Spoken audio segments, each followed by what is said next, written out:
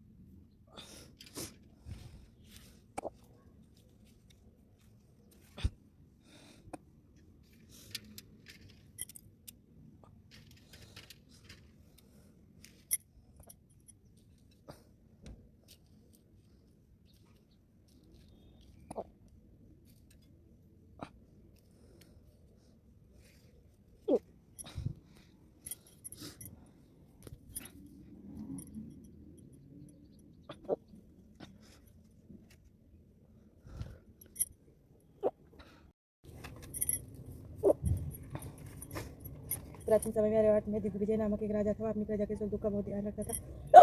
राजा प्रतिदिन बृहस्पति देव की पूजा करने के लिए मंदिर में जाता था। प्रत्येक बृहस्पतिवार को राजा बृहस्पति देव का व्रत रखता था। बृहस्पति देव की पूजा अर्चना के बाद व्रत कथा सुनकर राजा एक समय ही भोजन करता, लेकिन उसकी रानी को ऐसा पसंद नहीं था। राजा ने इसे अनेक बार समझाया था, लेकिन उसने अपना व्यवहार बिल्कुल नहीं बदला। रानी कभी किसी निर्धन को अन्न वस्त्र आदि का धन दान न स्वयं करती और न राजा को करने देती। एक बार जंगल में कुछ हिंसक जानवरों ने नगर में घुसकर निरीह लोगों को मारना शुरू कर दिया। प्रजा के लोग ने जब राजा दिग्विजय से जंगली जानवरों के उत्पात की शिकायत की तो वह स्वयं से उनके शिकार के लिए गया। इधर रानी महल में आनंद से झूला झूल रही थी। उस दिन बृहस्पतिदेव निर्धन भिक्षु के रूप में महल के द्वार पर पहुंचे और रानी से भिक्षा मांगी तो वह क्रोधित मिस्र स्वर में बोलने लगी, हे भिक्षु, सुबह से भिक्षा देते देते मैं तो परेशान हो गई हूँ। लोगों को दान देने के लिए तो मेरे पति ही बहुत है। वे हर समय भिक्षुकों को अन्न वस्त्र तथा धन दान करते रहते हैं। उनके इस तरह दान देने से तो मैं तंग आ चुकी हूँ। इससे तो अच्छा है कि सारा धन समाप्त हो जाए, ताकि हम प्रतिदिन दान देने के कष्ट से मुक्त हो चुके। रानी की बात सुनकर बृहस्पति मन ही मन मुस्कुराते हुए बोले, हे रानी, भगवान तुम्हारी यह मनोकामना अवश्य पूरी करेंगे। तुम इस समस्या से छुटकारा पाना चाहती हो तो बृहस्पतिवार को सुबह सूर्योदय से मत उठना। जब सूर्य की तेज धूप तुम्हारी बिस्तर पर पहुंच जाए तभी उठना। फिर सारे महल को गोबर से लीप कर सिर से पांव तक स्नान करना। अपने लंबे बालों को अवश्य धोना। राजा से कहना कि वह बृहस्पतिवार को हाजमा अवश्य कराए। राजा को भोजन में मांस मदिरा अवश्य देना। निरंतर 7 बृहस्पतिवार तक ऐसा करने से तुम्हें धन की मुसीबत से अवश्य मुक्ति मिल जाएगी। इतना कहकर भिक्षुक रूपी बृहस्पतिदेव कुछ दूर चलकर अंतर्ध्यान हो गए। रानी अपने पति की दान देने की आदत से बहुत परेशान हो चुकी थी, इसलिए कुछ सोच समझकर उसने परेशानी से मुक्ति पाने के लिए भिक्षु की बताई बातों का पालन करने का निश्चय किया। राजा ने रानी को ऐसा न करने के लिए कहा, लेकिन रानी अपनी जिद पर अड़ी रही। उसने राजा को धमकी दी, यदि तुमने मेरे कथानुसार काम नहीं किया तो मैं महल छोड़कर चली जाऊंगी। विवश राजा को रानी की बात स्वीकार करनी पड़ी। 3 बृहस्पतिवार तक रानी ने सब कुछ भिक्षु के बताए अनुसार ही किया, लेकिन चौथे बृहस्पतिवार को उसे कुछ करने की जरूरत ही नहीं पड़ी, क्योंकि तीसरे बृहस्पतिवार को ही सारा धन समाप्त हो गया था। राजा का अन्न भंडार खाली हो गया। दूसरों को अन्न वस्त्र दान देने वाले राजा अन्न के अभाव में भूखा मरने लगा। उस समय राजा ने अपनी रानी से कहा, रानी, अब मैं इस नगर में नहीं रह सकता। यहाँ तो हम किसी से भिक्षा भी नहीं मांग सकते हैं। लोग हमारा कितना अपमान करेंगे। अब मैं परदेश जा रहा हूँ, वहाँ कोई काम धंधा करूँगा, शायद हमारा भाग्य बदल जाए। रानी को महल में छोड़कर राजा धन कमाने के लिए परदेश चला गया। वहाँ उसने जंगल में लकड़ियाँ काटकर लाने और नगर में बेचने का काम शुरू कर दिया। इधर रानी को कई दिन खाने को कुछ नहीं मिलता था। वह अपने अच्छे दिनों को याद करके आंसू बहाती रहती। एक दिन रानी ने भूख से परेशान होकर अपनी दासी से कहा, दासी, समीप के नगर में मेरी एक बहन रहती है। वह बहुत धनवान है। तू उसके पास जाकर 5 सेर अनाज ले आ। उस अनाज से कुछ दिन पेट तो भरेगा। उसके बाद कहीं मेहनत मजदूरी करके काम चलाएंगे। रानी की बात सुनकर दासी चल पड़ी। जब दासी रानी की बहन के पास पहुंची तो वह बृहस्पतिदेव की पूजा अर्चना कर रही थी। दासी ने 5 सेर अनाज मांगा, लेकिन पूजा में व्यस्त बहन ने उसकी बात पर ध्यान नहीं दिया। दासी कुछ देर वहां बैठकर खाली हाथ महल में लौट आई। उसने रानी से आकर कहा, हे रानी, तुम्हारी बहन बड़ी अभिमानी है। अधिक धन होने के कारण वह किसी की बात नहीं सुनती। मेरी बात का उसने भी कोई उत्तर नहीं दिया, बस पूजा पाठ करती रही। आखिर मुझे खाली हाथ ही लौटना पड़ा। रानी ने उदास मन से कहा, दासी, जब बुरे दिन आते हैं तो कोई सहायता नहीं करता, अपने भी मुंह मोड़ लेते हैं। यह सब हमारे भाग्य का दोष है। उधर पूजा पाठ के बाद रानी की बहन ने जब दासी की ओर देखा तो वह वहां से जा चुकी थी। बहन ने सोचा अवश्य ही मेरी बहन पर कोई विपत्ति आ पड़ी है, तभी तो उसने दासी से 5 सेर अनाज मंगाया है। यह सोचकर वह घोड़ा गाड़ी में सवार होकर रानी से मिलने के लिए चल पड़ी। रानी के महल में पहुंचकर उसने कहा, बहन, मुझे क्षमा करना। जब तुम्हारी दासी आई थी उस समय मैं बृहस्पतिदेव की पूजा कर रही थी और बृहस्पतिदेव की पूजा कर रही थी और पूरी व्रत कथा सुने बिना उठ नहीं सकती। विष्णु भगवान का पूजन समाप्त करके जब मैं उठी तो दासी वहाँ से लौट आई थी। रानी ने बहन को सारी दुखभरी कहानी सुनाकर मैंने दासी को 5 सेर अनाज लाने के लिए भेजा था। बहन ने रानी की कहानी सुनकर, बहन मैं बृहस्पति देव का व्रत करती हूँ, बृहस्पति देव की पूजा करती हूँ, वे सबका कल्याण करते हैं। तुम भी बृहस्पति देव का स्मरण करके अपने महल में किसी भी कक्ष में जाकर शायद कहीं अनाज रखा मिल जाए। बहन की बात सुनकर रानी ने मन में सोचा, उसकी धनवान बहन अवश्य उसका उपहास कर रही है। लेकिन भगवान बृहस्पति देव का नाम लेकर वह महल के एक कक्ष में गई।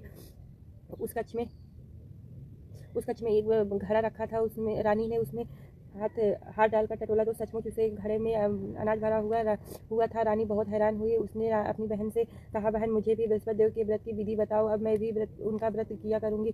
तब बहन ने उसे बताया, रानी बहन बृहस्पतिवार को सूर्योदय से पूर्व उठकर स्नान करके बृहस्पतिवार का व्रत करना चाहिए, लेकिन उस दिन सिर नहीं धोना चाहिए। चने की दाल, मुनक्का या किशमिश से लेकर केले के वृक्ष के पास जाकर उसकी जड़ में बृहस्पति देव विष्णु की पूजा करनी चाहिए। घी का दीपक जलाकर रखना चाहिए। उस दिन एक समय ही भोजन करे। भोजन में चने का आटा और पीला खाद्य पदार्थ ही ग्रहण करे। बृहस्पतिवार का व्रत करने से घर में धन संपत्ति की वर्षा होती है, अनाज से भंडार भर जाते हैं। इस व्रत को विधिवत करने से निसंतान को पुत्र की प्राप्ति होती है। बहन के वचन सुन रानी ने तुरंत ही बृहस्पति देव के व्रत करने का निश्चय कर लिया। 7वें दिन जब बृहस्पतिवार आया तो रानी ने बृहस्पतिवार का व्रत किया। कहीं से मांगकर उसने चने और गुड़ का प्रबंध किया। चने के दाल से केले की जड़ में विष्णु भगवान का पूजन किया और घी का दीपक जलाकर बृहस्पति देव की पूजा की। रानी भगवान विष्णु के भोग के लिए पीला खाद्य पदार्थ, पीला अन्न का कहीं से प्रबंध नहीं कर सकी, अतः वह मन ही मन परेशान होने लगी। उधर बृहस्पति देव रानी के विधिवत व्रत करने के निर्णय से बहुत प्रसन्न हुए, अतः वह अपना रूप परिवर्तित करके 2 थालियों में पीला भोजन लेकर रानी के घर पहुंचकर बोले, हे दासी, मैं तुम्हारी रानी के लिए व्रत का पीला भोजन लाया हूँ। भोजन देकर वह चले गए। दासी ने रानी से बृहस्पति देव को भोग लगाकर उसे भोजन करने के लिए कहा। रानी को कुछ पता नहीं था। वह दासी से बोली, दासी क्यों निर्धनता में मेरा उपहास करती है। तब दासी ने कहा, अभी कोई आदमी 2 थाली में पीला भोजन देकर वेशभूषा से तो मुझे वह कोई पुजारी जान पड़ता था। रानी ने बृहस्पति देव का भोग लगाया, फिर दासी के साथ बैठकर भोजन किया। रानी प्रत्येक बृहस्पतिवार को विधिवत व्रत के बृहस्पति देव की पूजा करने लगी। रानी के व्रत करने से बृहस्पति देव बहुत प्रसन्न हुए। रानी के महल में धन की वर्षा होने लगी। कुछ ही दिन में रानी के पास काफी धन एकत्र हो गया। उसके अन्न भंडार भर गए। इतना सब कुछ होने से फिर रानी पहले की तरह आलसी और अभिमानी हो गई। एक दिन रानी ने बिच्छू को आलस्य के कारण खाली हाथ ही लौटा दिया तो दासी ने कहा, रानी जी, आप फिर पहले की तरह धन संपत्ति पाकर आलसी हो गई हैं। निर्धन को अपने द्वार से खाली हाथ लौटाना अच्छा नहीं होता। बृहस्पति देव की अनुकंपा से हमें अत्यधिक धन और अन्न मिला है, इसलिए आलस्य छोड़कर हमें निर्धनों को दिल खोलकर दान देना चाहिए। दान करने से आपके परिवार का नाम होगा, बृहस्पति देव प्रसन्न होकर आपका कल्याण करेंगे। फिर दासी की बात मत सुनकर रानी ने निर्धनों को दान देने शुरू कर दिया। कई निर्धन ब्राह्मणों को धन देकर उनकी कन्याओं के विवाह में सहायता की। रानी की सब जगह प्रशंसा होने लगी। धन संपत्ति पाने पर रानी को राजा की याद सताने लगी। रानी ने एक दिन दासी से कहा, दासी, पता नहीं मेरे स्वामी प्रदेश में किस हाल में होंगे, मुझे अब उनका पता लगाना चाहिए। रानी ने पूजा के समय बृहस्पति देव से प्रार्थना की कि उसके पति को जल्दी घर लौटने का स्मरण कराए। उसी रात बृहस्पति देव ने प्रदेश में रह रहे राजा दिग्विजय को स्वप्न में कहा, हे राजन, तुम अपने नगर को लौट जाओ, तुम्हारी रानी तुम्हें बहुत याद कर रही है। राजा सुबह उठकर लकड़ियां काटकर लाने के लिए जंगल की ओर चल पड़ा। जंगल से गुजरते हुए वह सोचने लगा कि रानी की गलती से उसे कितने दुख भोगने पड़े हैं। राजपाट छोड़कर प्रदेश में आकर रहना पड़ा। जंगल से लकड़ियां काटकर नगर में बेचकर गुजारा करना पड़ा। उसी समय बृहस्पति देव एक सन्यासी के रूप में राजा के पास पहुंचे और सन्यासी ने राजा से पूछा, हे लकड़हारे, तुम किस चिंता में पड़े हो। राजा ने दुखी मन से सारी व्यथा कथा उस सन्यासी को सुना दी। उसकी व्यथा कथा सुनकर सन्यासी ने कहा, हे लकड़हारे, तुम्हारी पत्नी ने बिच्छू को धन नहीं देने के लिए आलस्य किया था, इससे बृहस्पति देव क्रोधित हो गए हैं। उनके क्रोधित होने से तुम्हारी ऐसी हालत हुई है। लेकिन अब फिक्र करने की कोई बात नहीं है। तुम घर लौटकर विधिवत बृहस्पति देव का व्रत करना आरंभ कर दो। बृहस्पतिवार को बृहस्पति देव का व्रत करके चने की दाल और गुड़ को जल से भरे बर्तन में डालकर केले के वृक्ष की पूजा करो। उसके बाद व्रत कथा सुनो। स्वयं भी व्रत कथा कर सकते हो। राजा ने सन्यासी से कहा, हे सन्यासी, मैं तो बृहस्पति देव की पूजा करना तो चाहता हूँ, लेकिन लकड़ियाँ काटकर बेच बस अपना पेट ही भर पाता हूँ। भगवान की पूजा के लिए धन कहाँ से लाऊं। राजा की बात सुनकर सन्यासी ने कहा, बृहस्पति देव का स्मरण कर तुम जंगल में जाकर लकड़ियाँ काटकर फिर उन्हें नगर में ले जाकर बेचना। तुम्हें इतना धन मिल जाएगा कि तुम अपने भोजन के साथ गुड़ और चने भी खरीद सकोगे। यह कहकर सन्यासी ने बृहस्पति देव की कथा लकड़हारे को सुनाई। प्राचीन समय में बसंतपुर नगर में एक निर्धन ब्राह्मण रहता था। ब्राह्मण की कोई संतान नहीं थी। उसकी पत्नी बहुत फूहड़ स्त्री थी। वह सुबह काफी धूप निकलने के बाद उठती थी, प्रतिदिन स्नान भी नहीं करती थी। भगवान की पूजा करने के लिए तो कभी सोचती ही नहीं थी। सुबह उठते ही वह पहले भोजन करती थी। घर में साफ सफाई करना उसे कतई पसंद नहीं था। ब्राह्मण अपनी पत्नी के इस आचरण से बहुत दुखी था। भगवान की अनुकंपा से उस ब्राह्मण की पत्नी गर्भवती हुई और उसने 10वें महीने एक सुंदर कन्या को जन्म दिया। निर्धन ब्राह्मण कन्या के जन्म से बहुत दुखी हुआ। धीरे धीरे कन्या जब बड़ी होने लगी तो बचपन से ही उस कन्या की रुचि भगवान विष्णु की पूजा में थी। वह प्रातः उठते ही स्नान भी करके भगवान विष्णु की पूजा करने मंदिर में जाती बृहस्पतिवार को व्रत करके विधिवत पूजा पाठ करती थी। पूजा पाठ के बाद वह पढ़ने के लिए पाठशाला में जाती थी। घर से चलते हुए मुट्ठी पर जौ लेकर जाती और पाठशाला के रास्ते में थोड़े थोड़े जौ गिराती जाती। जब वह पाठशाला से घर लौटती तो जौ के वह दाने सोने में बदले हुए मिलते थे। लड़की सभी सोने के दानों को गिन लाती थी। एक दिन जब वह सोने के दानों को साफ कर रही थी तो उसकी माँ ने कहा, बेटी, सोने के दानों को साफ करने के लिए सोने का सूप भी होना चाहिए। अगले दिन बृहस्पतिवार था। उसने बृहस्पति देव की पूजा करते हुए प्रार्थना की, हे भगवान, यदि मैंने आपका व्रत विधिवत किया हो तो मुझे सोने का सूप दे दो। बृहस्पति देव ने उसकी मनोकामना पूर्ण करने का वचन दिया। पाठशाला से लौटते समय उसे रास्ते में सोने के सूप पड़ा हुआ मिला। घर लौटकर उसने सोने का सूप अपनी माँ को दिखाकर वह सोने के दाने साफ करने लगी। उसी समय नगर का राजकुमार उसके घर के पास से गुजर रहा था। उस सुंदर लड़की को सोने के सूप में जो साफ करते देख राजकुमार उस पर मोहित हो गया। महल में लौटकर राजकुमार ने राजा से उस लड़की से विवाह करने की इच्छा व्यक्त की। राजा ने ब्राह्मण को महल में बुलाकर राजकुमार से उस लड़की के विवाह की बात कही। ब्राह्मण तैयार हो गया। दुल्हन बनकर ब्राह्मण की लड़की महल में चली गई। लड़की के चले जाने से ब्राह्मण फिर निर्धन हो गया। उसे कई दिन भोजन भी नहीं मिलता था। बहुत दुखी होकर ब्राह्मण एक दिन अपनी लड़की के पास गया। अपने पिता की से निर्धनता का समाचार सुनकर उसने बहुत सा धन देकर पिता को विदा किया। उस धन से ब्राह्मण के कुछ दिन तो आराम से कट गए, लेकिन जल्द ही फिर भूखे मरने की हालत हो गई। ब्राह्मण अपनी लड़की से धन लेने के लिए फिर महल में पहुंचा। लड़की ने पिता की बुरी हालत देखकर कहा, पिताजी, आखिर आप कब तक मुझसे धन लेकर जीवन यापन करेंगे? आप कोई ऐसा उपाय क्यों नहीं करते जिससे आपका घर धन संपत्ति से भर जाए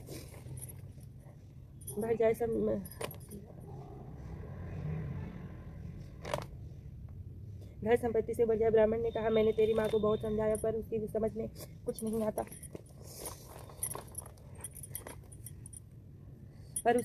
नहीं आता। तब वो कुछ सोचकर लड़की ने पिता से कहा, पिताजी, आप कुछ दिनों के लिए माँ को मेरे पास छोड़ जाओ।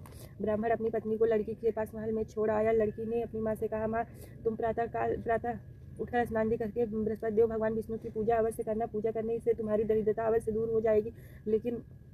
लेकिन उसकी माँ ने उसकी कोई बात नहीं मानी। तब क्रोधित होकर लड़की ने अपनी माँ को एक कक्ष में बंद कर दिया। सूर्योदय के समय माँ को उठाकर जबरदस्ती स्नान कराया, फिर मंदिर में ले जाकर बृहस्पति देव की पूजा कराई। कुछ दिनों तक ऐसा करने से माँ की बुद्धि में परिवर्तन हुआ और वह बृहस्पतिवार का व्रत रखने लगी। व्रत रखने से ब्राह्मण के घर में भगवान विष्णु की अनुकंपा से धन की वर्षा होने लगी। दोनों पति पत्नी धन संपत्ति पाकर आनंद पूर्वक जीवन यापन करते हुए विष्णु धाम को चल पड़े। लकड़हारे बने राजा ने सन्यासी से बृहस्पति देव की यह कथा सुनकर बृहस्पतिवार का व्रत करके भगवान विष्णु की पूजा की। उस दिन से उसके सभी कलेश दूर हो गए। लेकिन अगले बृहस्पतिवार को कामकाज में अधिक व्यस्त होने के कारण उसने बृहस्पति देव की व्रत नहीं किया। बृहस्पति देव लकड़हारे को क्रोधित होते हुए और उसे भूल कर सजा दी। उस दिन नगर के राजा ने नगर में घोषणा करके सबको सूचित किया कि प्रत्येक नागरिक मेरे महल में भोजन करने आए, जो नहीं आएगा उसे अपराधी मानकर भारी दंड दिया जाएगा। लकड़हारा बने राजा ने उस नगर के राजा की घोषणा तो सुनी, लेकिन जंगल में लकड़ियां काटकर लाने और बेचने में देर हो जाने के कारण वह समय पर महल में भोजन करने नहीं जा सका। अतः राजा के सैनिक लकड़हारे को पकड़कर महल में ले गए।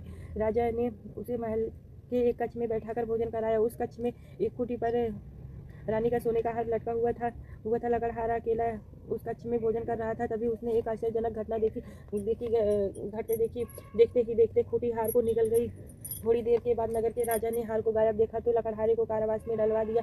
लकड़हारा अपने भाग्य को कोसने लगा। तभी उसे जंगल में मिले सन्यासी का स्मरण हो आया। थोड़ी देर बाद में बृहस्पति देव सन्यासी के रूप में उसके सामने प्रकट होकर बोले, हे लकड़हारे, तूने बृहस्पति देव की पूजा नहीं की है, इसी कारण तुझे कष्ट हुआ है। लेकिन अब फिक्र मत करो, बृहस्पतिवार के दिन कारागार के दरवाजे पर तुम्हें 4 पैसे पड़े मिलेंगे। उन पैसों से बृहस्पति देव की व्रत करके उनकी पूजा करोगे तो तुम्हारे सब कष्ट नष्ट हो जाएंगे। बृहस्पतिवार के दिन दरवाजे पर पड़े मिले पैसों से चने और गुड़ मंगाकर लकड़हारे ने बृहस्पतिवार की कथा सुनाई तो बृहस्पति देव ने प्रसन्न होकर उस नगर के राजा को स्वप्न में लकड़हारे को कारागार से मुक्त कराने के लिए कहा। सुबह राजा ने अपने कक्ष में जाकर देखा तो खूंटी पर रानी का हार मिल गया। राजा ने लकड़हारे को मुक्त कर दिया और उसे धन और आभूषण देकर विदा किया। लकड़हारा बना राजा उस नगर से चलकर अपने नगर पहुंचा तो कुएं, धर्मशाला, बाग बगीचा देखकर बहुत प्रसन्न हुआ।